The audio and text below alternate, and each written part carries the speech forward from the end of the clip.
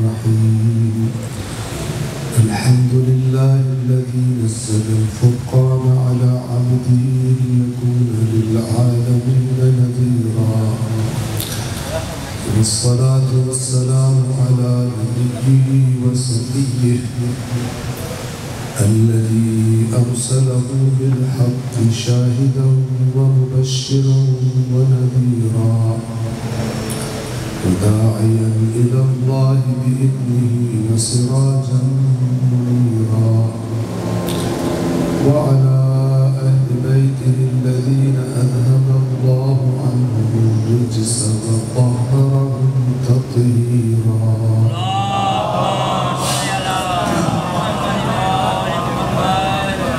أما بعد فقد قال الله تعالى في القرآن الحكيم وهو أصدق القائلين أعوذ بالله من الشيطان الرجيم بسم الله الرحمن الرحيم يا أيها الذين آمنوا اتقوا الله وابتغوا إليه الوسيلة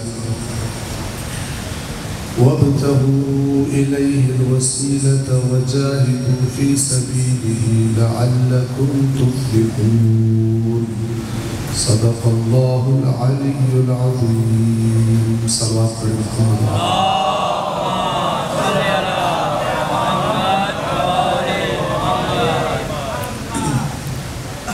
سورہ مبارکہ المائدہ آیت نمبر 35 اے ایمان والو اللہ کا تقوی اختیار کرو اور اس کے قرب کو حاصل کرنے کے لیے اس کے نزدیک ہونے کے لیے وسیلہ تلاش کرو اور اس کی راہ میں جہاد کرو تاکہ تم کامیاب ہو سکو تاکہ تم فلاح پا سکو یہ اس آیت کریمہ کا سادہ الفاظ میں ترجمہ ہے ایک نکتہ یہاں پر قرآن کریم کو پڑھنے کے بارے میں اشارہ کر دوں اور پھر آگے چلوں گا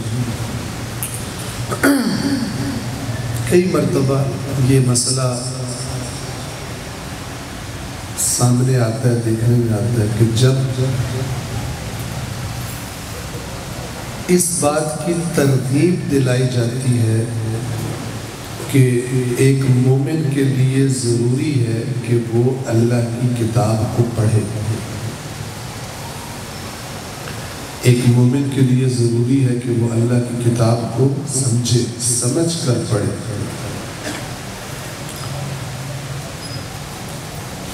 تو پھر اس کے جواب میں جو رویے سامنے آتے ہیں جو رد عمل سامنے آتے ہیں وہ رد عمل انہی باتوں کا نتیجہ ہے جو قرآن کے بارے میں ہم نے سن رکھی ہوتی ہے ظاہر ہے جو کچھ ہمارے دماغ میں ہے وہی باہر آئے گا اگر کوئی آپ سے کہے حیدرآباد کے بارے میں ہمیں بتائیے تو آپ نے حیدرآباد کی جو جگہ دیکھی ہوگی جو چیز دیکھی ہوگی وہی بتائیں گے جو آپ نے نہیں دیکھی وہ تو نہیں بتا سکتا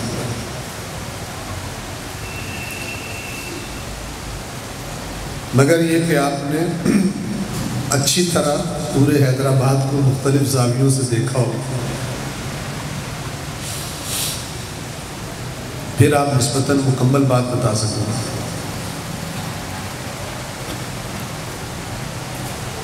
ورنہ وہ مثال دی جاتی ہے کہ ایک بندہ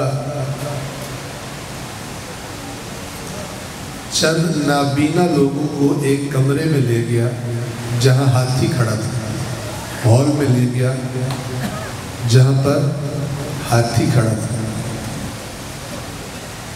اس نے ان سے کہا کہ یہ جو ہے جس ہال میں تمہیں لایا ہوں تمہارے سامنے ایک ہاتھی کھڑا ہوا تمہیں نظر نہیں آ رہا تو تم ہاتھ لگا کے اس کو ٹچ کر کے فیل کر کے دیکھ لو اور پھر مجھے بتاؤ ہاتھی کیسا ہوگا اب وہ ہاتھی کے ارد گرد کھڑے ہوئے تھے، ایک سور کی طرف کھڑا تھا، ایک مثلا سائڈ پہ کھڑا تھا، ایک پیچھے کھڑا تھا، ایک سائڈ کارنر پہ کھڑا تھا مثلا. تو سب نے ہاتھ آگے بڑھایا، ایک کا ہاتھ پڑا سونڈ پر، دوسرے کا اس کے دانت پہ پڑا، تیسرے کا پیٹ پہ پڑا، چوتھے کا ٹانگ پہ پڑا، پانچویں کا دم پہ پڑا. آنکھیں نہیں کہ پورا دیکھ سکیں. اب آپ خود بتائیں کہ جب ان سے پوچھا جائے گا ہاتھی کیسا ہوتا ہے، جس کا ہاتھ دم پہ پڑا ہے اس کی ہاتھی کی ڈیفینیشن اس کی طرح ہوگی جس کا ہاتھ اس کے دانت پہ پڑا ہے. لڑیں گے آپس میں، کیا کہیں گے؟ دم والا کہے گا ہاتھی جو ہوتا ہے نا اس پہ بال ہوتے ہیں. دوسرا کہے گا تیرا دماغ خراب ہے، اتنا سخت ہوتا ہے کہ نوک بھی ہوتی ہے اس کی. تیرے میں عقل نہیں ہے، تجھے سخت اور نرم چیز کا فرق نہیں پتا. بعض اوقات جب ہم دینی چیزوں کے بارے میں اختلاف کرتے ہیں تو ہماری عادت انہیں ہندوں کی طرح ہوتی ہے. جس نے جو سنا ہے توجہ فرما رہے ہیں، جس نے جو سنا ہے اس کے مطابق اپنی رائے کا اظہار کرتا ہے. اس دین کے بارے میں، اس کی مجموعی تصویر کے بارے میں کہ اسلام ہے کیا چیز، الفاظ چینج کر دوں، مکتب اہل بیت ہے کیا چیز، اس کی مجموعی تصویر جب تک اللہ کے قرآن کے بغیر دیکھی جائے تقریباً اندھوں والی حالت ہو، تقریباً انہی اندھوں والی حالت ہو. لیکن اگر اللہ کی کتاب کو بھی سامنے رکھا جائے تو پھر اصل تصویر سامنے آئے گی. اور یہی تصویر ہے جس کی طرف ہماری رہنمائی حدیث ثقلین کرتی ہے، وہ حدیث جو ہمارے بچے کو یاد ہو. آپ کسی بچے سے بھی پوچھیں کہ اللہ کے نبی اپنے بعد کتنی چیزیں امت کو لیے چھوڑ کر گئے تھے، قیمتی چیزیں، بچہ بھی کہے گا 2، بوڑھا بھی کہے گا 2 چیزیں. لیکن بہرحال رویے جو ان دونوں کے ساتھ ہونے چاہیے، جس کو تمسک کہا جا سکے، تو میں کم سے کم اتنا کہوں گا کہ اللہ کی کتاب کے بارے میں وہ رویہ دکھائی نہیں دیتا ہمارے یہاں. ایک صلوات پڑھے محمد والے.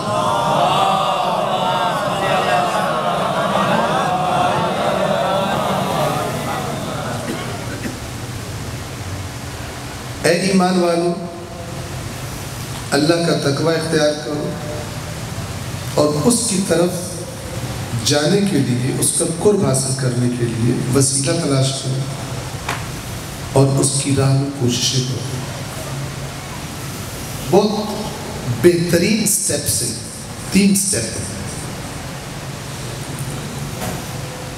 سب سے پہلی ریکوائرمنٹ صحیح ڈائریکشن میں، صحیح رخ پر منزل کی طرف حرکت کرنے کے لیے سب سے پہلی چیز جو انسان کو چاہیے اس کا نام ہے تقوی.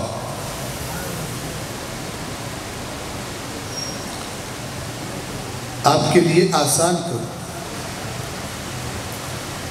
کچھ لوگ جب بات کو صحیح طرح نہیں سمجھتے، مثلا کہتے ہیں اللہ تعالیٰ فرماتا ہے ھدی للمتقین، ھدی للمتقین، تو ہم قرآن پڑھیں گے تو تقوی آئے گا، جبکہ اللہ کہہ رہے ہیں اس کو ہدایت، قرآن اس کے لیے ہدایت ہے جس میں تقوی ہو. تو پھر یہ کیسے ہوگا؟ اسے ہدایت ملے گی جس میں تقوی ہو. تقوی کس کو ملے گا؟ جس کو ہدایت ہوگی. تو یہ تو چکر چل گیا. ایسا نہیں. یاد رکھیں، جسے ہم ایمان کہتے ہیں اس کے بھی درجات ہیں، اور جسے ہم تقوی کہتے ہیں اس کے بھی درجات ہیں. تقوی، ابھی آپ اس کا شریعت کا معنی چھوڑیں، میں آپ کو عرض کروں. اسلام، دین اسلام، شریعت اسلام کے تناظر میں تقوی کو نہ دیکھیں۔ تقوی ایسا لفظ نہیں ہے جو اسلام نے آ کر ایجاد کیا ہو، عرب پہلے بھی استعمال کرتے تھے۔ نئی لینگویج کوئی ایجاد نہیں ہوئی۔ ہاں، وہ جس معنی میں وہ الفاظ استعمال ہوتے تھے اسلام سے پہلے، اسی معنی کو مد نظر رکھتے ہوئے پھر ایک خاص معنی میں بعد میں یہ الفاظ استعمال کیے گئے۔ اس لیے میں آپ سے کہہ رہا ہوں کہ پہلے آپ سمجھیں، ابھی چھوڑ دیں اسلامی مفہوم کو تقوی کے، خود تقوی کا معنی کیا ہے؟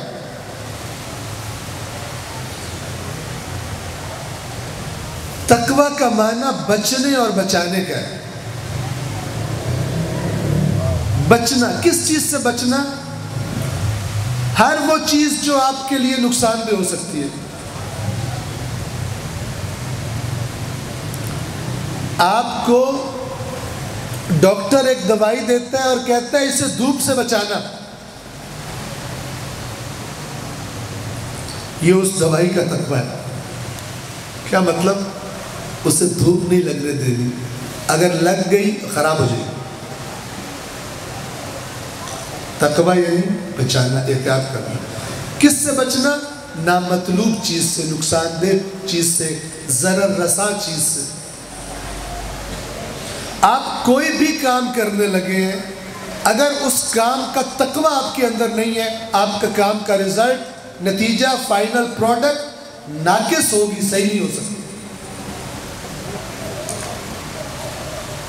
لیکن اگر آپ اپنے کام کے بارے میں متقی ہیں، ابھی اسلام کی بات نہیں کر رہا، عبادات کی، اعمال صالح کی بات نہیں کر رہا، ایک عام کاریگر اگر وہ اپنے کام کے حوالے سے متقی ہے، اس کی پروڈکٹ بڑی بہترین بنائے گا، رزلٹ جو آئے گا۔ اگر متقی نہیں ہے، ناقص چیز بنے گی۔ کیا فرق ہے متقی اور غیر متقی میں؟ متقی وہ ہے کہ جو دیکھتا ہے جو کام، جو چیز میں بنانے لگا ہوں، کس جہت سے مجھے ہوشیار رہنا ہے کہ کمی نہ رہنے پائے۔ اگر کمی رہ گئی تو جو فائنل پروڈکٹ بنے گی وہ ایک ناقص پروڈکٹ ہوگی، وہ ایک بہترین اور اچھی پروڈکٹ نہیں ہوگی۔ مثلا ایک میز بنانی ہے، اس کی 4 ٹانگیں ہوتی ہیں میز کی۔ متقی کون ہے؟ کہ جو جب وہ 4 ٹانگوں کے لیے لکڑی کاٹے گا تو بڑی ایکیوریسی کے ساتھ ناپے گا کہ چاروں کی جو لمبائی ہے وہ بالکل ایک جیسی ہو۔ ورنہ آپ نے بعض میزیں دیکھی ہوں جو ڈنگ ڈونگ کر رہی ہوتی ہیں، ہل رہی ہوتی ہیں، ادھر ادھر کر رہی ہوتی ہیں، یہ غیر متقیوں نے بنائی ہوتی ہیں۔ سمجھ رہے ہو تقویٰ کا معنی؟ جلدی جلدی لگاؤ، بلک میں مال بیچنا ہے تو آپ میز رکھتے ہیں، او یار کوئی چیز لانا، یہ سٹان کے نیچے دو، یہ تو ہل رہی ہے۔ مولانا صاحب کو بٹھایا، آگے میز رکھی، گلاس رکھا، کبھی ادھر ہوتا ہے، کبھی ادھر ہوتا ہے، کبھی ادھر ہوتا ہے، الٹ گیا۔ میز چھوڑے، کرسی ڈانسنگ چیئر بن جاتی، ہل رہی ہے، ٹھیک ہے۔ جتنا تقویٰ کم ہے اتنی زیادہ ڈانسنگ کرسی بنتی ہے۔ جتنا ناپ کا خیال، لینتھ کا خیال ٹانگوں کی نہیں رکھا گیا۔ لیکن متقی جو ہوگا، ٹھیک ہے، تھوڑا متقی، زیادہ متقی، جو ٹاپ پر ہوگا تقویٰ میں، اس کی 4 ٹانگیں برابر ہوں گی کرسی اور میز کی، وہ نہیں ہلے گی۔ اگر وہ ہلے گی تو زمین کی نشیب و فراز میں گڑبڑ ہوگی، زمین میں خرابی ہوگی، میز میں خرابی نہیں۔ تو میں یہ مثال دیتے ہوئے کہا کرتا ہوں، یہ الیکٹریسٹی سے، بجلی سے چلنے والی چیزیں بنانے میں، جیسے ٹیلی ویژن ہے، استریاں ہیں، وہ مائکرو ویو اوونز ہیں، فلان ہیں، ان چیزوں کے بنانے میں جاپان بہت بڑا متقی ہے۔ سمجھ رہے ہیں؟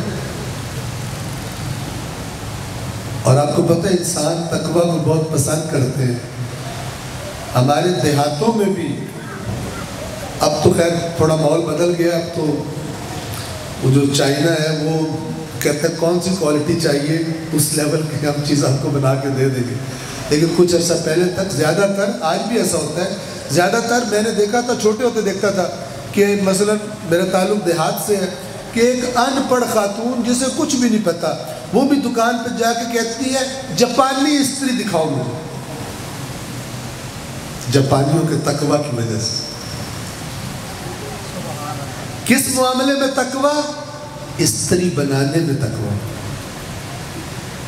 کیا مطلب تقوی؟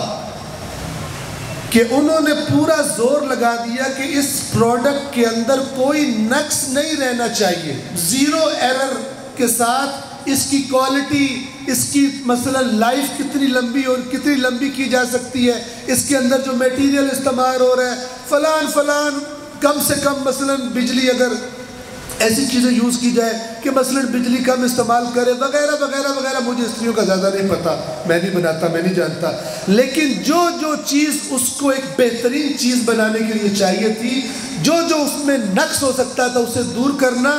جو بھی اپنے جس کام کے بارے میں جتنا لحاظ رکھتا ہے وہ اتنے ہی تقوی کے درجے پر فائز ہوتا ہے. اب آپ شریعت میں آ جائیں، جب آپ کوئی کام کرنے لگتے ہیں جتنا بہترین اور نقائص سے پاک کرنے کے لیے آپ محنت کریں گے، آپ تقوی کے اسی درجے پر فائز کہلائیں گے.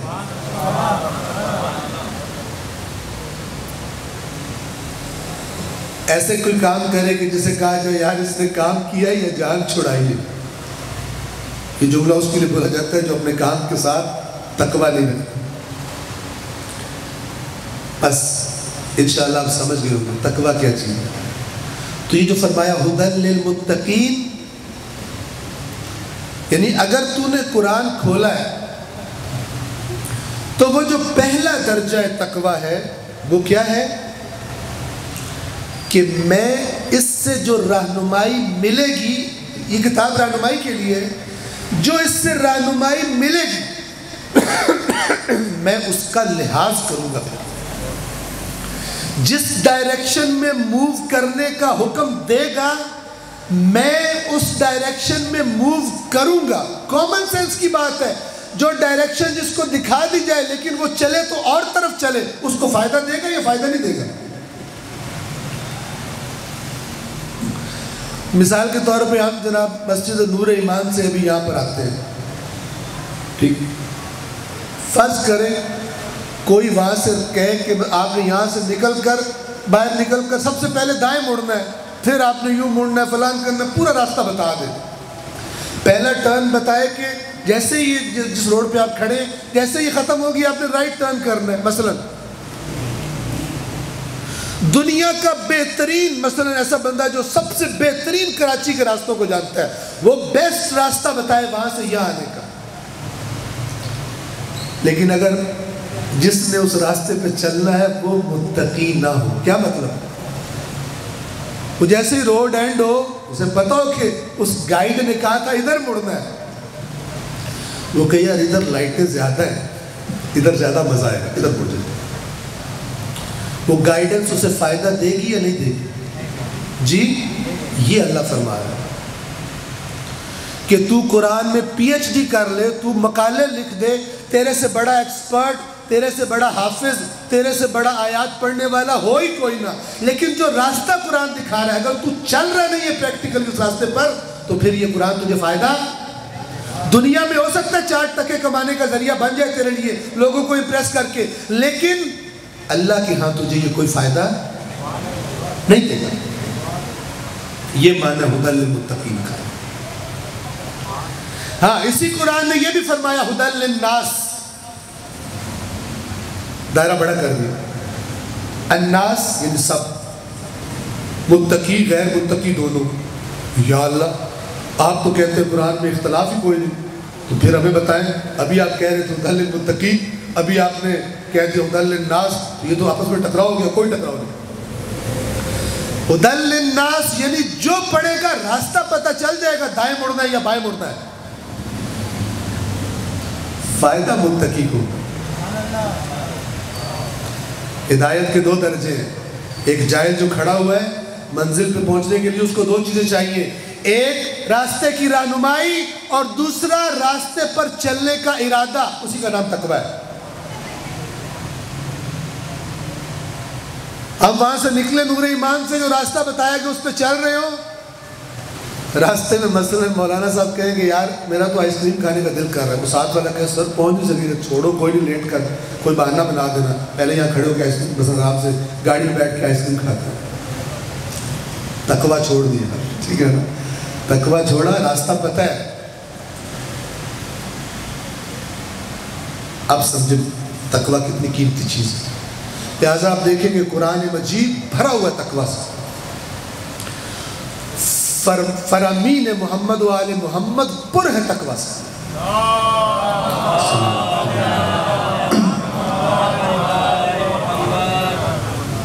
میں نے عرض کیا تھا، غالباً یہی پہ عرض کیا تھا، حج پہ جا رہے ہو زادرہ اکٹھا کرو، بہترین زاد اس سفر کے لیے تقویٰ ہے۔ بے تقویٰ حج پہ نہ جانا، ادھر گپلے کر لیے حج پہ جا رہا ہوں، میں نے مولوی صاحب سے سنا ہے کہ حج پہ جائے اس کے سارے گناہ معاف ہو جاتے ہیں، جو میں نے غریبوں کو کھایا وہ معاف ہو جائے گا، فراڈیا۔ سمجھتا ہے اللہ تعالیٰ بھی ایسے ہی وہ دیتا ہے جس کو آج کل NRO کہتے ہیں۔ اگر جا رہے ہو حج، تقویٰ ساتھ لے کے جاؤ، بے تقویٰ قبول نہیں کروں گا۔ جب آدھی باتیں بتانے والے بتاتے ہیں، آدھی باقی باتیں نہیں بتاتے، لوگ بے وقوف بن جاتے ہیں اور اسی گمراہی کا شکار ہو جاتے ہیں۔ بے تقویٰ حج یعنی نہ جاتے ہوئے حرام خوری چھوڑنے کا ارادہ تھا، نہ آتے ہوئے حرام خوری چھوڑنے کا ارادہ ہے، بلکہ وہاں سے بھی فون کر کے یہاں پہ ماحول بنا رہا ہے کہ میں تھوڑے دنوں کے لیے باہر گیا ہوں، پیچھے کلائنٹ اکٹھے کر کے رکھو، اکٹھا آ کے چھرا ماروں گا، صاحب ذبح کروں گا، حج پہ گیا ہوں، حاجی صاحب، حاجی ہو یا ظاہر ہو، جو بھی مان رکھنا۔ وَتَزَوَّدُوا فَإِنَّ خَيْرَ الزَّادِ التَّقْوَىٰ، زادرہ لے لو، بہترین زادرہ تقویٰ۔ یہ ساتھ نہیں ہوگا، فارغ ہو، یعنی جو اللہ کی گائیڈنس۔ اب دیکھیں کوئی حج پہ جا رہا ہے لیکن بغیر تقویٰ کے جا رہا ہے، اللہ کی بات ہے۔ یہ آیت کریمہ بھی 3 سٹیپس، میں نے کہا بہت ہی خوبصورت ترتیب ہے۔ اے ایمان والو، منزل پہ پہنچنا چاہتے ہو، فلاح پانا چاہتے ہو، اے ایمان والو سب سے پہلی چیز تمہیں کیا چاہیے؟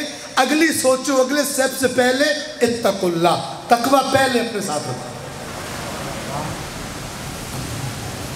یہ لے کر نہ آؤ دین کی طرف کہ جو میرا دل ہے وہ کروں گا اور معافی کے طریقے اسلام سے لے لوں گا۔ توجہ فرما رہے ہیں؟ یہ نہیں، یہ ارادہ لے کر اس طرف آؤ کہ جو اللہ کی مرضیاں ہیں ان کے پیچھے چلوں گا۔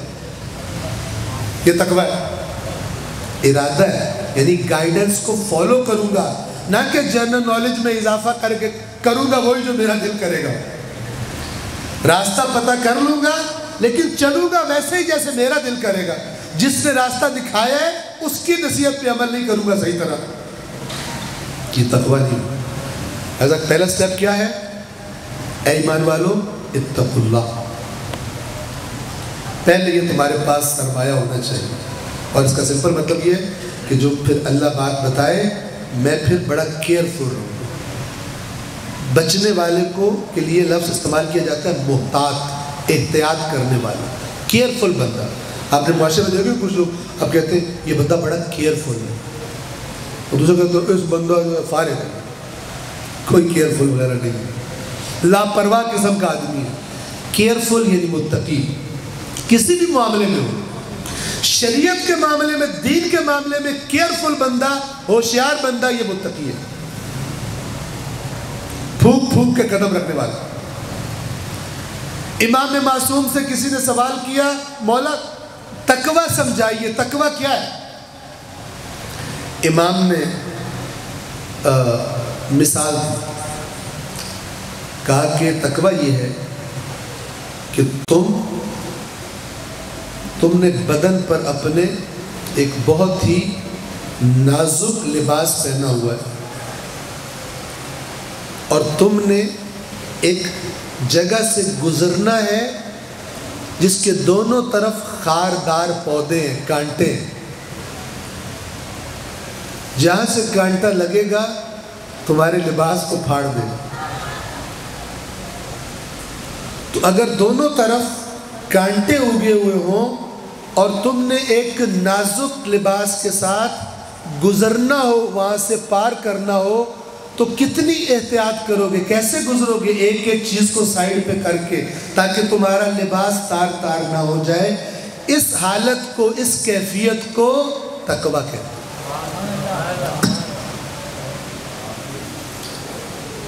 اس کیفیت کو تقویٰ کہتے ہیں. اور کتنا امپورٹنٹ ہے عزیزان محترم، یہ اتنا امپورٹنٹ ہے تقویٰ، یہ اتنا امپورٹنٹ ہے تقویٰ کہ اللہ تبارک و تعالی نے فرمایا جو عمل اس کے بغیر کرو گے نا میں قبول ہی نہیں کروں گا. امپورٹنس دے. عجیب آیات ہے قرآن میں تقویٰ کے بارے میں. مثلا قرآن کی ہدایت کسے بینیفٹ کرے گی؟ ہدی للمتقین. یہ تمہارے اندر یہ کیئرفلنس، جسے اللہ کے بچنا ہے اس سے بچنے کا ارادہ جو تمہارے اندر ہونا چاہیے، تب یہ قرآن پڑھنا تمہیں بینیفٹ کرے. ورنہ پڑھ لو، جان لو، کرو وہی جس سے روکا گیا، اور جس کو کرنے کا کہا گیا وہ نہ کرو، کیا بینیفٹ کرے گا؟ اور زیادہ جرم بڑھ جائے گا. جانتے بوجھتے ہوئے خرابی نہیں کرنا. وہ جنت جس میں جانے کے لیے ہم سب مشتاق ہیں، اس کے بارے میں قرآن کیا فرماتا ہے؟ اعدت للمتقین. جنت میں جانا چاہتے ہو، اللہ فرماتا ہے وہ جنت تیار کی گئی ہے. کن کے لیے؟ کن کے لیے؟ متقین کے لیے. امپورٹنس دیکھتا ہے. ایک صفت ہے جو بندہ تھوڑی کوشش کرتا رہے پیدا ہو جاتی ہے. کیئر لیس سے کیئرفل بن جاتا ہے. غیر سنجیدہ سے سنجیدہ ہو جاتا ہے. نان سیریس رویے سے سیریس رویے کی طرف آ جاتا ہے. اعدت للمتقین. جنت کس کے لیے آمادہ کی گئی؟ متقین کے لیے آمادہ کی گئی. آگے چلو، جو میں نے عرض کیا کہ اللہ فرماتا ہے کس سے قبول کروں گا نیک عمل؟ عمل برا ہو تو اس کے لیے تو قبولیت معنی ہی نہیں رکھتی، وہ تو جرم ہے. لیکن اچھا عمل کس سے قبول کروں گا؟ بے تقویٰ سے نہیں. فرمایا انما، صرف اور صرف انما یتقبل اللہ من المتقین. اللہ صرف قبول کرتا ہے متقین سے. یہ قرآنک پرنسپل ہے. قرآنک پرنسپل ہے. ان کے تناظر میں اپنے ہر عمل کو دیکھیے. ہم اپنے ہر عمل کو دیکھیں. شیطان یا تو نیک عمل کرنے نہیں دیتا، اور اگر دیکھے کہ یہ تو کر کے چھوڑے گا، پھر کوئی ایسی ملاوٹ بیچ میں کرتا ہے کہ یہ محنت بھی کر لے لیکن اس کی قبول نہ ہو، ضائع ہو جائے، معیار پہ پورا نہ اترے.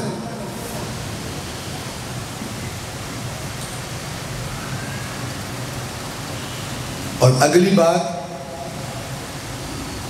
جو ایک شیعہ کے لیے بالخصوص، دوسروں کے لیے اس طرح امپورٹنٹ ہو یا نہ ہو، ایک شیعہ کے لیے امپورٹنٹ ترین باتوں میں سے ہے وہ یہ کہ علی بھی ان کا امام ہے جو متقین ہے. یہ امام المتقین صرف مولا کی فضیلت نہیں ہے، یہ میسج بھی ہے جو مولا کے پیچھے چلنے والے بننا چاہتے ہیں کہ اس کا ایک میرٹ ہے. اس جماعت میں علی کو امام ماننے والوں کی جماعت میں شامل ہونے کا ایک میرٹ ہے، اور وہ میرٹ یہ ہے کہ تمہارے اندر تقویٰ ہونا چاہیے. علی امام المتقین. صلوات پڑھیں محمد والے.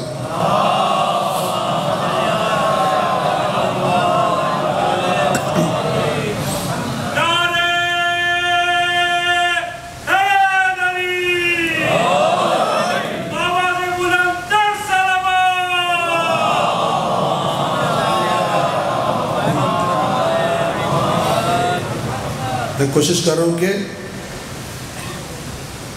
ان الفاظ کے کانسیپٹس آپ کے ذہنوں میں انشاءاللہ چونکہ تقویٰ سینکڑوں ہزاروں جگہوں پہ استعمال ہوا ہوگا لفظ شریعت میں، قرآن میں، اہل بیت اطہار کی فرامین میں، تو ضروری ہے اتنی ریپیٹڈلی جو لفظ آیا ہے ہمیں اس کا ایگزیکٹ یہ ریکوائرمنٹ تھی کہ مجھے جو ہدایت دی جائے گی میں اس پہ عمل کروں گا.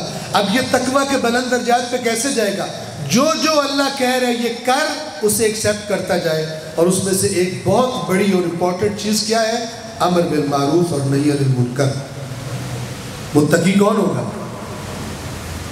امر بالمعروف اور نہی عن المنکر والا.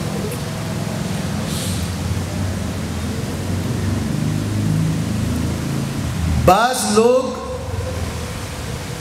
مفاہیم الفاظ کے معانی میں تحریف ہو جانے کی وجہ سے ایسا معنی لفظوں کا لے لیتے ہیں جو قابل مذمت ہے. اسلام نے مذمت کی ہے اس کی. مثلا بعض لوگ تقویٰ سے وہ چیز سمجھتے ہیں جس کو مسیحیت میں رہبانیت کہا جاتا ہے. رہبانیت کا پتہ ہے آپ کو؟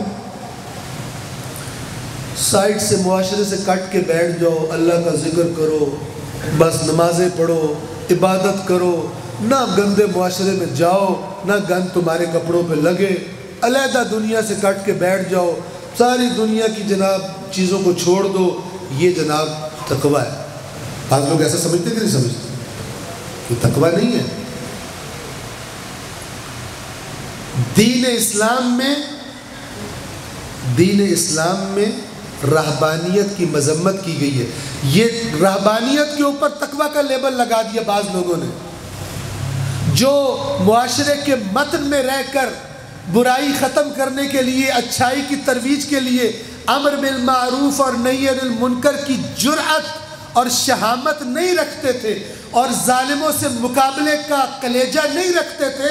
انہوں نے تقویٰ کے مفہوم میں تحریف کی اور اپنی سستی اور کام چوری اور الگ بیٹھ کے لوگوں کے چندے کھانے کا نام اور نیازیں کھانے کا نام اور چڑھاوے چڑھانے کا نام، وہ کھانے کا نام تقویٰ رکھ دیا.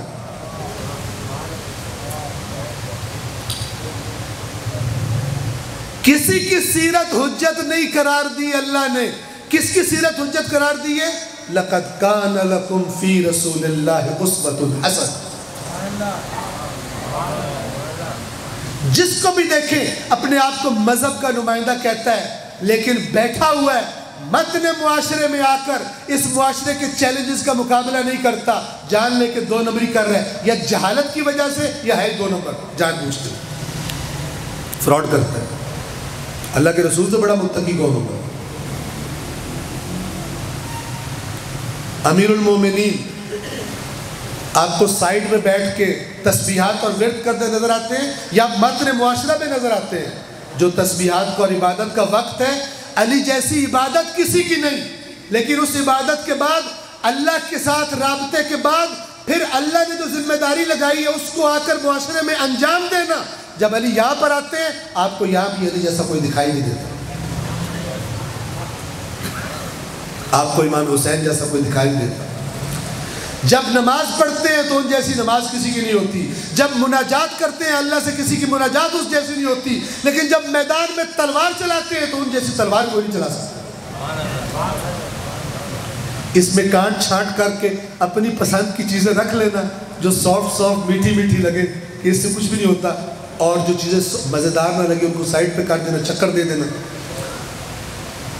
اس لیے اللہ نے ان کی جڑ کاٹ دی ہوئی ہے. اگر کوئی بندہ سمجھداری کرے کہ سیرت وہ ہے جو میرے رسول کی سیرت ہے. ایک صلوات پڑھے پھر محمد والا.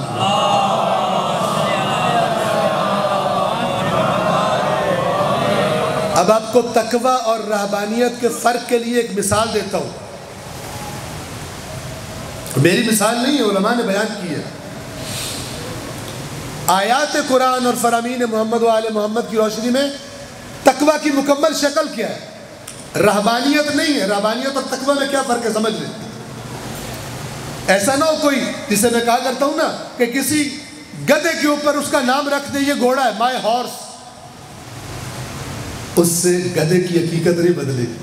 رہبانیت کا نام جو حقیقت میں رہبانیت ہے اس کا نام تقویٰ رکھ دیا جائے، رہبانیت بدل کے تقویٰ نہیں بن جائے گی. تقویٰ الگ چیز ہے، رہبانیت الگ چیز ہے. مثال سے سمجھیے.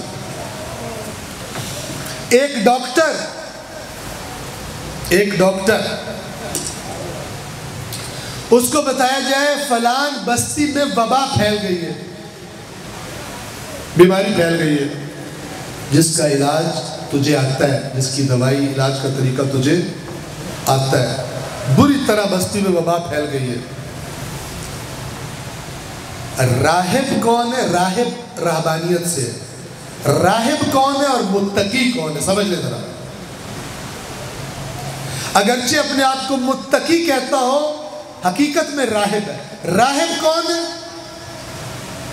راہب یہ ہے کہ ڈاکٹر صاحب سنتے ساتھ ہی کہیں میں نے ادھر جانا ہی نہیں ہے، مجھے بھی نہ لگ جائے۔ ٹھیک ہے نا، گندا معاشرہ، معاشرے میں جاؤ گے تو پھر گند تو لگے گا ہی لگے گا، لہٰذا ہم نے معاشرہ چھوڑ دیا ہے، ہم پہاڑی پہ چڑھ گئے ہیں، ٹھنڈی ہوا میں اللہ کی سونی ہوا کے مزے لیتے ہیں، تسبیح کرتے ہیں، اس کی نعمتیں دیکھتے ہیں اور اس کا شکر ادا کرتے ہیں، پہاڑی پہ بیٹھے ہوئے ہیں، جنگل میں بیٹھے ہوئے ہیں، ٹھیک ہے، اور لوگ آ رہے ہیں فیض لے کے جا رہے ہیں، پتہ نہیں کیا لے کے جا رہے ہیں، اللہ کو بہتر پتہ، یہ فیض کہتے ہیں اس کو۔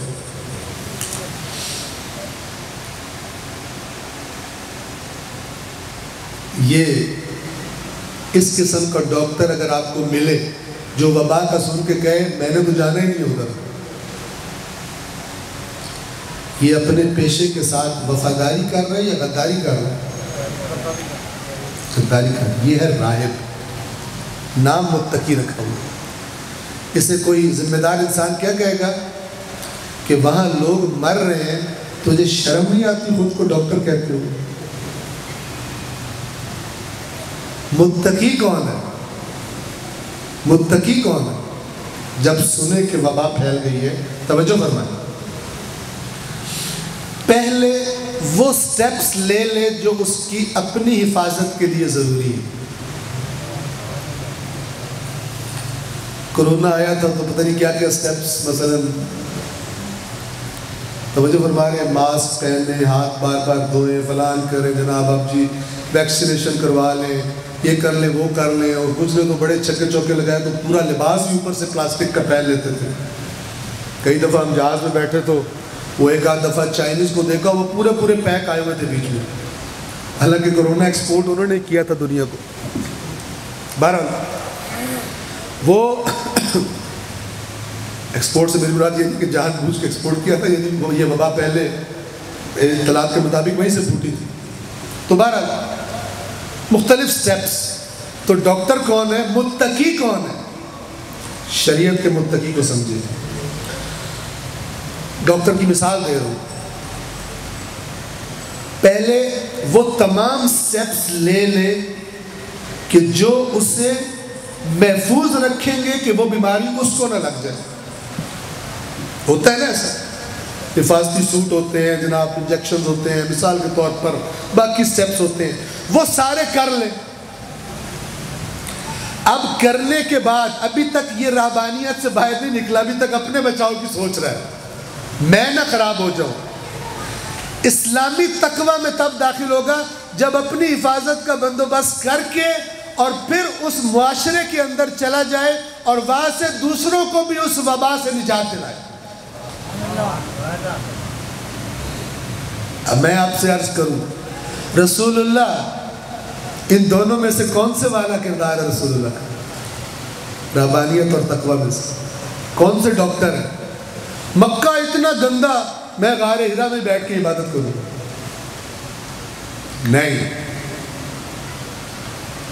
ایسے آ کر اپنا کام شروع کرتے ہیں کہ اللہ کو کہنا پڑتا ہے تھوڑا آہستہ، اب خود کو مشقت میں ڈال دیا۔ اب سوچیں رسول اللہ کیا کر رہے ہوں گے، ایک سائڈ پہ جا کے مکہ میں بیٹھ گئے ہوں گے خانہ کعبہ میں، ایک طرف تھوڑا سا کارپیٹ شارپیٹ لگا کر کہ پانی دم کرا کے ہدایت لے لو مجھ سے۔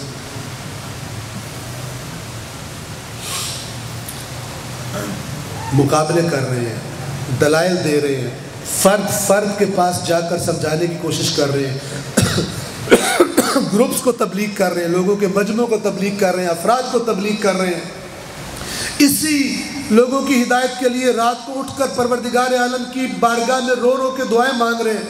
پورا کا پورا نصب العین انسانوں کی گمراہی سے نجات ہے۔ توجہ فرمائیں، امام حسین کیا کر رہے ہیں؟ خدا گواہ ہے، اگر امام حسین مدینے میں بیٹھ جاتے اور وہیں پہ یزید کو پیغام بھیج دیتے، بھائی میں مسجد نبوی میں نے بیٹھنا ہے اور میں نے برکات تقسیم کرنی ہے، تو اپنے کام سے کام رکھ، مجھے نہ چھیڑ، یزید چندہ بھی بھجوا دیتا ہے امام حسین سپورٹ کے لیے، کیونکہ اس کی حکومت کو تھریٹ کوئی نہ ہوتا. ٹھیک ہے نا؟ توجہ فرما رہے ہیں. لیکن امام حسین وہاں نہیں بیٹھے تو یزید کو تکلیف ہوگی. متقی وہ نہیں ہے جو الگ ہو کے بیٹھ جائے. متقی کون ہے؟ جو اپنے آپ کو مضبوط کرے، گناہوں سے بچنے کے لیے اپنے آپ کو تربیت کرے، حفاظتی اقدامات کرے، اور پھر معاشرے کے متن میں آ کر جو ماحول خراب ہو چکا ہے، جو گناہوں میں آلودہ ہو چکے ہیں دوسرے، ان کو گناہوں کی دلدل سے ہاتھ پکڑ کر نکالنے کی کوشش کرے. اپنے سب سے پہلے اپنے قریبیوں میں، اپنے رشتہ داروں میں، اپنے دوستوں میں، اپنے محلے میں، اپنے شہر میں، اپنے ملک میں. اور جب یہ متقی بن جائیں گے تو پھر مجرموں کو سانس لینا آسان نہیں رہے گا اس ملک. امام حسین اور ان کے ساتھی کربلا کے میدان میں قتل کر دیے گئے. جس طرح وہ لوگ مجرم ہیں جو کربلا میں آئے مارنے کے لیے، وہ جنہوں نے صدائے استغاثہ سنی لیکن آئے نہیں، وہ بھی شامل ہیں. کیوں کہہ رہا ہوں وہ بھی شامل ہیں؟ اللہ نے قرآن میں یہ اصول بتایا ہوا، اور میری کوشش ہوتی ہے کہ اس قسم کی باتوں کو آیات قرآن ہی کی بنیاد پر سامنے رکھا جائے کہ جس سے زیادہ اوتھینٹک کوئی بنیاد نہیں ہے اس کائنات میں، کیونکہ بیان کرنے والا خود خالق ہے. توجہ فرمائیں. قوم سمود، ان کے نبی کا نام ہے حضرت صالح. انہوں نے معجزے کا مطالبہ کیا اپنے نبی سے، اور اس مطالبے کے نتیجے میں ان کے سامنے، قوم کے سامنے، ایک پہاڑ کے اندر سے ایک اونٹنی برآمد ہوئی جس کو ناقہ صالح کہتے ہیں. حضرت صالح کی اونٹنی، اس کی پیدائش، اس کا ظاہر ہونا معجزاتی طور پہ تھا. اب اللہ نے اس معجز نما اونٹنی کے ذریعے ان کو آزمایا. کس طرح آزمایا؟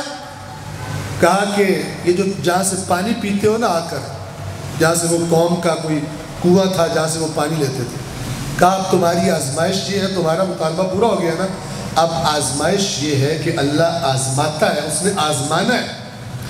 آزمائش یہ ہے کہ ایک دن پانی پینے کا اس اونٹنی کے لیے ہوگا، پورا دن تم بھی نزدیک آؤ، اور دوسرا دن تمہارا. توجہ فرما رہے ہیں؟ یہ تقسیم ہو گئی. کچھ عرصہ یہ، چونکہ انہوں نے اپنی آنکھوں سے دیکھا تھا تو معجزے سے باہر آئی ہے، ڈرے ہوئے تھے. آہستہ آہستہ بے ایمانوں کے اندر سے ڈر نکلنے لگا، چمگوئیاں شروع ہو گئی. یہ کہاں کا انصاف ہے، ایک پورا دن اس جانور کا اور ایک پورا دن جناب پوری قوم کا، احتجاجی ہے. کرتے کرتے کرتے کرتے کرتے انہوں نے پلان بنایا، اس کو مارو، نہ رہے گا بانس نہ بجے گی بانسری، اونٹنی کو قتل کرو. اب یہاں سمجھیے قرآن مجید کیا اصول بیان کر رہا ہے. کیوں ہوا سانحہ کربلا؟ کون کون شریک ہے اس میں؟ بڑی سخت بات ہے لیکن اللہ کی کتاب کی بات ہے. انسان جب غیر ذمہ دار ہو جاتے ہیں، سنجیدہ نہیں لیتے موضوعات کو، تو پھر مجرم لوگ بڑے بڑے جرم کر دیتے ہیں اور یہ سمجھتے ہیں کہ شکر ہے ہماری جان تو بچ گئی، حالانکہ اللہ کے ہاں پھنس چکے ہوتے. انہوں نے پلان بنایا، انہوں نے ایک بندے کو تیار کیا کہ تو نے اونٹنی کو قتل کرنا، اور بالآخر وہ تیار ہو گیا. سورۃ القمر قرآن کریم کے سورۃ القمر 27ویں سپارے میں اللہ تعالیٰ فرماتا ہے فَنَادَوْا صَاحِبَهُمْ، انہوں نے اپنے ساتھی کو آواز دی. صاحب واحد ہے، ایک ساتھی. توجہ فرما رہے ہیں؟ اللہ قرآن میں فرماتا ہے مکے والوں کو وَمَا صَاحِبُكُمْ بِمَجْنُونَ، کہ تمہارا ساتھی دیوانہ نہیں ہے، پاگل نہیں ہے. ساتھی کیوں کہا؟ 40 سال تمہارے ساتھ گزارے ہیں، عقل نہیں ہے تمہارے اندر، اسے کہہ رہے ہو مجنون. ابھی تک اس کا احترام کرتے تھے، فیصلے اس سے کرواتے تھے، امانتیں اس کے پاس رکھتے تھے، صادق اسے کہتے تھے، اب یہ دیوانہ کہہ رہے ہو اس کو، تمہارے میں عقل نہیں. صاحب کا لفظ توجہ کرانے کے لیے 40 سال تم نے اس کو دیکھا ہوا. فَنَادَوْا صَاحِبَهُمْ، تو اہل سمود نے اپنے اس ساتھی کو پکارا. فَتَعَاطَى فَعَقَرَ، وہ آیا اور اس نے اونٹنی کو قتل کر دیا. سوال، ترجمہ آپ نے سنا نا؟ اس ترجمے کی روشنی بتائیے اونٹنی کو مارنے والے کتنے بندے ہیں اس آیت کی روشنی میں؟ قاتل کتنے ہیں؟ ایک. فَنَادَوْا، انہوں نے ندا دی یعنی بلایا، پکارا. صاحبہم، اپنے ساتھی کو. فَتَعَاطَى فَعَقَرَ، تو وہ آیا اور اس نے قتل کر دیا اونٹنی کو. اس نے، ایک نے قتل کر دیا. اسے سنبھال کے رکھیں اس آیت. سورۃ الشمس کم و بیش معلوم ہے، وَالشَّمْسِ وَضُحَاهَا والی، اس کی آیات سنیں. کذبت ثمود بطغواہا، غور فرما رہے ہیں؟ کذبت ثمود بطغواہا، جھٹلا دیا سمود نے اپنے طغیان، اپنی سرکشی کی وجہ سے. جھٹلا دیا. بس جھٹلانے کا سبب، نبی کو جھٹلانے کا سبب کیا بنتا ہے؟ سرکشی، نافرمانی، اطاعت نہ کرنا. کذبت ثمود بطغواہا اذ انبعث اشقاہا، جب اٹھا ان کا شقی ترین انسان. اللہ کے نبی نے ہمارے مولا سے فرمایا تھا کہ پچھلوں میں شقی ترین وہ تھا جس نے سالے کی اونٹنی کو قتل کیا تھا، اور پچھلوں اور اگلوں کا شقی ترین وہ ہوگا جو آپ کے سر پر تلوار سے ضرب لگائے. ابھی بات امام حسین کی ہو رہی. اذ انبعث اشقاہا، کب جھٹلایا سمود نے؟ جب اس قوم کا شقی ترین شخص اٹھا.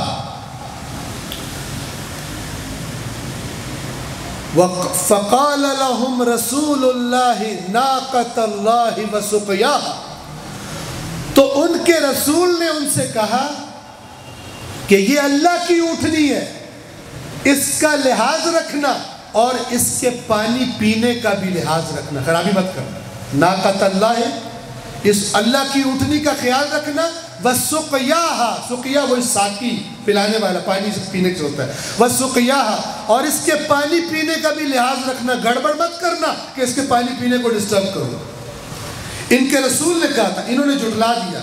شقی، ایک شقی اٹھا. اذ انبعث اشقاہا فقال لهم رسول اللہ ناقۃ اللہ وسقیاہا. اب سنیں، سورۃ القمر کو ذہن میں رکھیں، اس کی بھی پچھلی آیت کو ذہن میں رکھیں، اور اب اللہ کیا فرماتا ہے؟ فَكَذَّبُوهُ، تو اس قوم سمود نے نبی کو جھٹلا دیا. فَعَقَرُوهَا، اور اس اونٹنی کو اس قوم نے قتل کر دیا. سمجھ رہے ہیں؟ قتل کرنے والا کتنے بندے ہیں؟ ایک.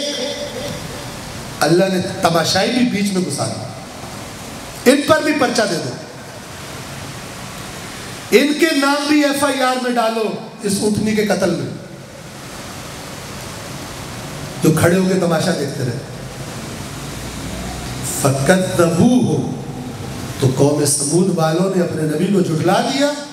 فَعَقَرُوهَا، اور انہوں نے اونٹنی کو قتل کر دیا. اس نے نہیں فرمایا, انہوں نے, جبکہ خود اللہ تبارک و تعالی بتا چکا ہے کہ ایک نے مارا چھرا اس کو اور ایک نے اس کو قتل کیا اونٹنی کو. یہاں سے سمجھیں قرآن مجید کی لغت کو, قرآن مجید کی زبان کو سمجھیں کہ امام حسین علیہ السلام نے, اس امام برحق نے پرچم بلند کیا امر بالمعروف اور نہی عن المنکر کا. مقدس ترین ہے نام حسین اور اس کی تقدس کی معرفت پہچانی. کیوں؟ جب لوگوں کو امر بالمعروف نہیں یاد تھا ایک فاسق و فاجر حکمران کے خلاف, امام حسین نے وہ پرچم بلند کیا اور پھر استغاثہ کیا. استغاثہ وہی جو قرآن کا استغاثہ ہے کہ اے ایمان والو, اگر تم اللہ کی مدد کرو گے اللہ تمہاری مدد کرے گا. اللہ تو محتاج نہیں ہے کسی کی مدد کر, لیکن اللہ کی زمین پر اللہ تبارک و تعالیٰ کے دین کی سربلندی کے لیے کوشش کرنا, چاہے زبان سے ہو, چاہے ہاتھ سے ہو, چاہے مال سے ہو, چاہے اپنی کسی بھی صلاحیت سے ہو, یہ اللہ کی نصرت ہے, اللہ کی مدد کرنے کے مترادف ہے.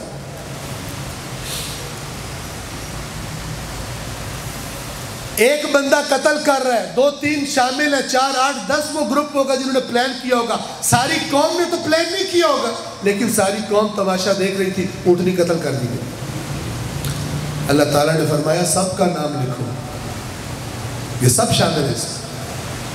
اگر یہ تماشا گر روک لیتے, آ کے پکڑ لیتے, اس کی جرت نہ ہوتی کہ وہ اس اونٹنی کو قتل کرتا.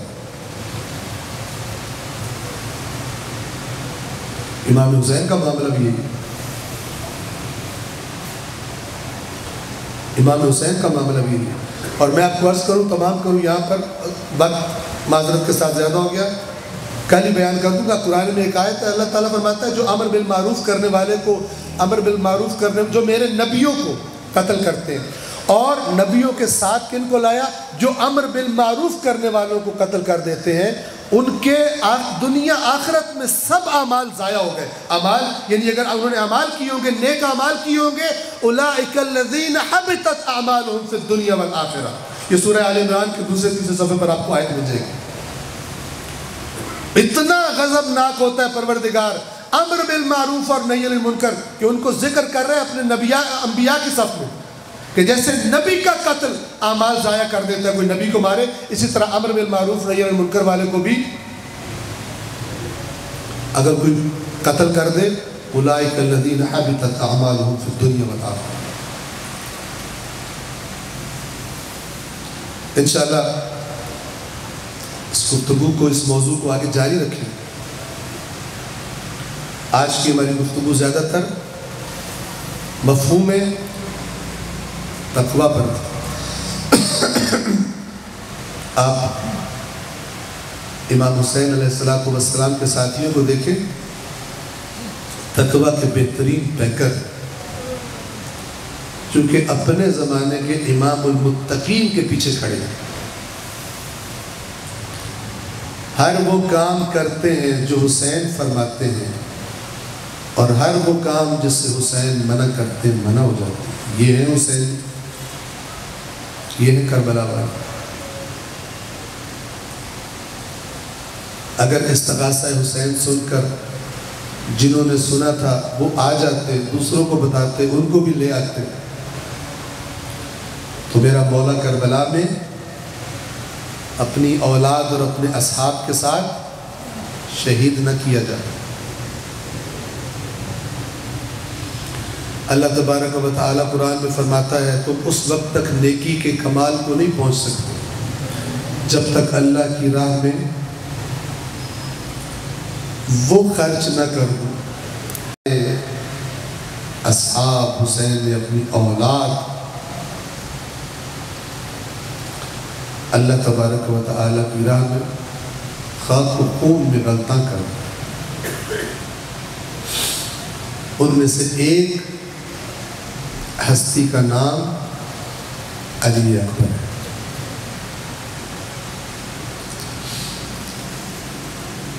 میں کچھ الفاظ بولتا جاؤں گا, لیکن آپ اپنے تصور کو, اپنے دلوں کو ایک دفعہ میدان کربلا میں لے کے چلے. عاشور کا دن ہے، پیاس کی شدت ہے، گرمی کی شدت ہے، سارے اصحاب حسین شہید ہو چکے ہیں. وہ اصحاب باوفا جنہوں نے آ کر درخواست کی تھی اپنے مولا حسین سے کہ مولا ہم اللہ کی بارگاہ میں شرمندہ نہیں ہونا چاہتے، لہٰذا جب تک ہم سب شہید نہ ہو جائیں آپ کے خاندان میں سے کسی کو میدان میں نہیں جانے دیں گے. پہلے ہم اپنا خون دیں گے، اس کے بعد جو خدا کو منظور. تمام اصحاب شہید ہو گئے.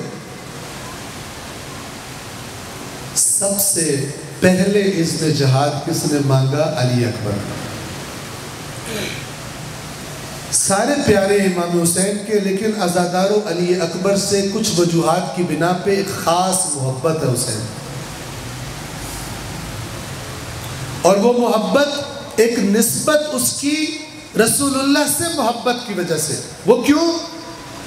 کہ گویا میں عرض کیا کرتا ہوں کہ اللہ تبارک و تعالی نے حسین اور حسین کے نانا کے درمیان جو محبت تھی، اللہ سے بہتر کون جانتا ہوگا. تو جب نانا دنیا سے چلے گئے اور حسین بعد میں امام حسین کو اسی محبت کی وجہ سے شاید اللہ تبارک و تعالی نے علی اکبر کی شکل میں ایک ایسا فرزند عطا کیا کہ جو دیکھنے میں بالکل اللہ کے رسول کی طرح لگتا تھا.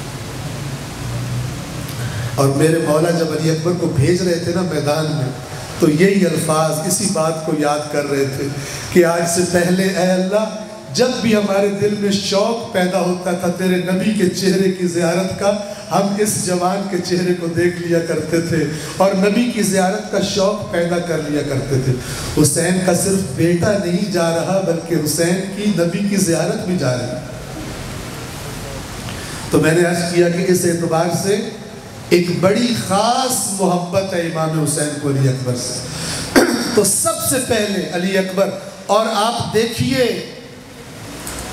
درجہ امام اور خدا کے حکم کی اطاعت امام حسین کی، اور قرآن مجید کے ساتھ گویا کہ جو اللہ کے نبی نے فرمایا تھا یہ جدا نہیں ہوتے قرآن سے، اس کا عملی نمونہ دیکھیے کہ سب سے پیاری چیز سب سے پہلے خدا کی راہ میں دی. اور تردد بھی نہیں کیا، تردد بھی نہیں کیا. شہزادہ قاسم آئے، امام حسین نے دیر لگائی اجازت دینے میں. اون محمد آئے، دیر لگائی، لیکن علی اکبر کے لیے اجازت جہاد دینے میں امام حسین نے کوئی دیر نہیں لگائی. ہاں اتنا ضرور ہے کہ جب اس غریب الوطن بابا نے اپنے اکبر کو اذن جہاد دے دیا، خود لباس جنگ پہنا کر تیار کر دیا، تلوار بدن پر سجا دی، گھوڑے پر سوار کر دیا، لیکن جب علی اکبر چلے نا تو یہ بوڑھا باپ پیچھے پیچھے چلنا شروع ہو گیا. ایک جملہ بولا آسمان کی طرف رخ کر کے، اللہم اشہد علی ہؤلاء القوم فقد برز الیہم غلام اشبہ الناس برسولک خلقا وخلقا ومنطقا. اے میرے پروردگار میرا گواہ رہنا، میں نے اس جوان کو ان اشقیاء کی طرف بھیجا ہے جو پوری روح زمین پر اپنے شمائل کے اعتبار سے، اپنی گفتار کے اعتبار سے، اپنے اخلاق کے اعتبار سے تیرے نبی کے ساتھ شباہت رکھتا تھا. اے پروردگار میرا گواہ رہنا، اور جب بھی ہمیں تیرے نبی کی زیارت کا شوق ستاتا تھا ہم اس جوان کے چہرے کی زیارت کر لیا کرتے تھے. حسین عزاداروں فقط اکبر سے جدا نہیں ہو رہے بلکہ ایک مرتبہ پھر گویا رسول اللہ سے بھی حسین جدا ہو رہے. جاتے جاتے علی اکبر کو صدا دی. علی اکبر ایک دفعہ پیچھے مڑ کے دیکھیے. جانتے ہیں کیوں؟ آپ زیارتوں پہ جاتے ہیں نا تو اکثر آپ نے دیکھا ہوگا، آپ کے ساتھ بھی ایسا ہوا ہوگا کہ جب آپ کو پتا ہو کہ اب ہماری روانگی ہے اور آخری مرتبہ زری کی روزے کی زیارت کرنی ہے تو پھر جب آپ زیارت کر کے واپس آتے ہو نا تو جلدی جلدی واپس نہیں آتے، کبھی کبھی رکتے ہو پھر پیچھے مڑ کے دیکھتے ہو تاکہ اس منظر کو اپنی آنکھوں میں سمو لو، بعد میں بھی تصور کر سکو۔ آخری رسول کی آخری دفعہ زیارت کر رہے ہیں، علی اکبر کی آخری دفعہ، علی اکبر سے کہتے ہیں علی اکبر ایک مرتبہ پیچھے مڑ کے دیکھ۔ علی اکبر نے پیچھے مڑ کے دیکھا بوڑھا باپ پیچھے پیچھے چلتا ہوا آ رہا ہے۔ حسین نے آخری بار جی بھر کے علی اکبر کو دیکھا اور پھر وہ فرمایا بیٹا الوداع، اب جہاد کے لیے روانہ ہوئے۔ حسین اپنے بیٹے کے جہاد کو دیکھنے کے لیے ایک بلند مقام پر چلے گئے۔ عزاداروں تلواریں چلنی شروع ہوئی، نیزے چلنے شروع ہوئے، گرد و غبار بلند ہوا کہ ایک دفعہ امام حسین نے دیکھا علی اکبر گھوڑا دوڑاتے ہوئے واپس آ رہے ہیں، اپنے بابا کے قریب آئے۔ بالآخر بیٹا ہے نا، جب شدید تکلیف میں ہو تو بابا ہی یاد آتا ہے، والد ہی یاد آتا ہے بیٹے کو۔ علی اکبر کو کیا مشکل پیش آ گئی تھی، حسین کے قریب آئے، بیٹا علی اکبر کیا ہوا؟